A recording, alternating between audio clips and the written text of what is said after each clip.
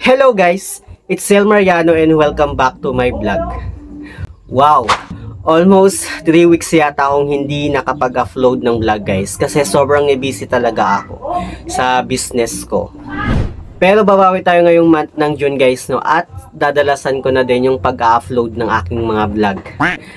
Kasi guys, no, sobrang dami din ng mga nagchat-chat sa akin at nangangamusta at nagtatanong kung bakit wala na daw akong mga panibagong upload ng mga video ko sa aking YouTube channel. So ito guys, babawi ako this June. Plus, na-miss ko din talaga guys no, yung mga nagko-comment sa mga bawat video ko dito sa aking YouTube channel. But anyway guys, no, for today's video, hindi muna tayo magre-review ng mga Ola, kundi pag-uusapan muna natin itong si Shopee, kung saan nag-home visit nga daw yung kanilang mga agent kapag once na hindi tayo nakakapagbayad sa kanilang S-Loan or SPayLater. At totoo din ba na pupuntahan kanila sa barangay hall para doon sila magreklamo?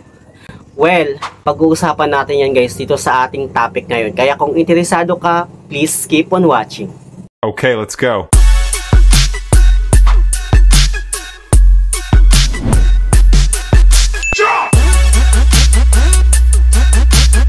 Bago natin simulan itong topic natin ngayon guys, no, sasagutin ko lang yung madalas na mga tanong ng karamihan sa atin kung ano nga ba yung mga Ola or online loan applications na nag-home visit. Okay, ito guys no is based lang naman sa aking research.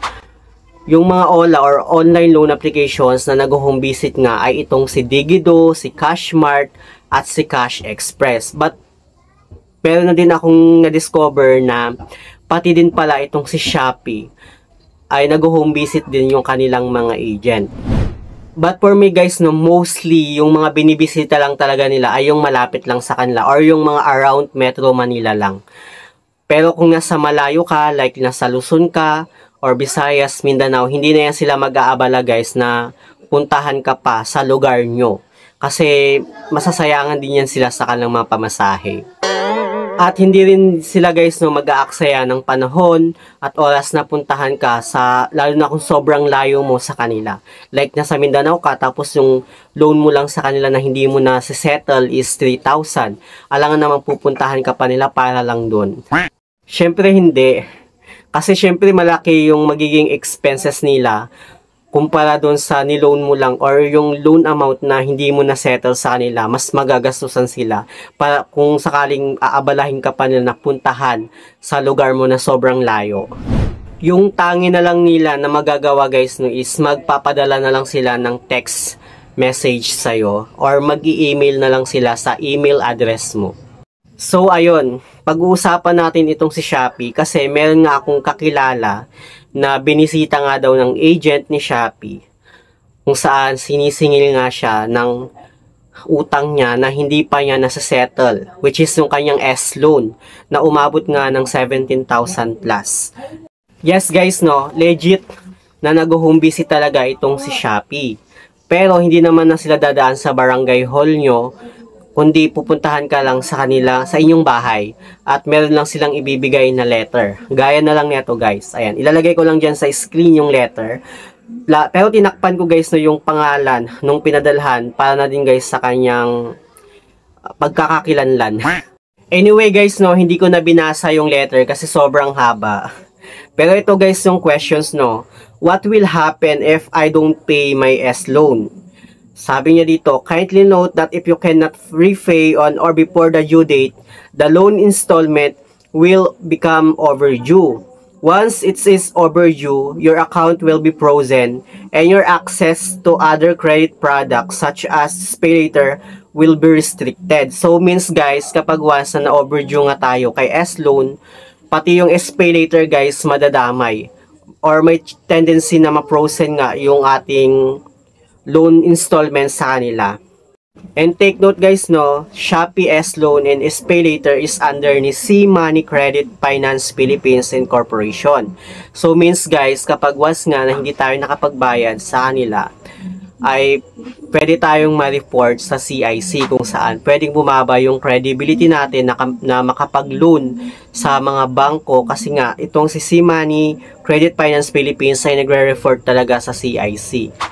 Kaya if I were you guys no, kailangan talaga nating isettle yung loan natin kay Shopee or yung S-loan natin kay Shopee.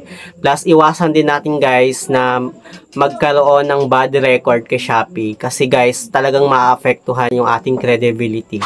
Lalo na kung mag-a-apply tayo sa ibang mga bank kasi talagang nag-report nga si C-Money Bank sa CIC. So far guys, no, malaki din talaga ang naitutulong ni Shopee. Lalo na kung wala kang pera, pwede ka namang gumamit ng SpayLater. Gusto mong kumuha ng mga item. Or kung wala ka namang pera, pwede kang mag-apply ng S-loan kay Shopee. Pero kung wala ka pa talagang pambayad guys, no, sa utang mo kay Shopee, pwede ka namang mag-email sa kanila at sabihin mo lang yung reason mo kung bakit hindi ka pa makakapagbayad. Plus, dapat make sure na babayaran mo talaga or isisettle mo talaga yung utang mo sa kanila. Pero nandun na tayo guys sa point na nagkaroon na tayo ng bad record. May tendency guys na hindi na tayo ma-offeran ng S-loan or ni SpayLater. At yun yung magiging consequence natin guys. Pero kung sakali na na-settle mo na yung amount na nahiram mo, malay mo, inoperan ka pa rin ni Shopee, edi goods pa din, diba guys? So yung questions guys, no, kung nag-home visit ba itong si Shopee? Yes, legit talaga guys na nag-home visit itong si Shopee. Pero I think around Metro Manila lang din yung mga binibisita nila. Pero kung nasa malayo ka, gaya ng sabi ko, kung nasa malayo ka, Luzon, Visayas, Mindanao, hindi na yan sila mag-aabala na puntahan ka. Or hindi na sila mag-aaksaya ng panahon na puntahan ka sa lugar nyo. So yun lang naman guys yung ating topic for today's video.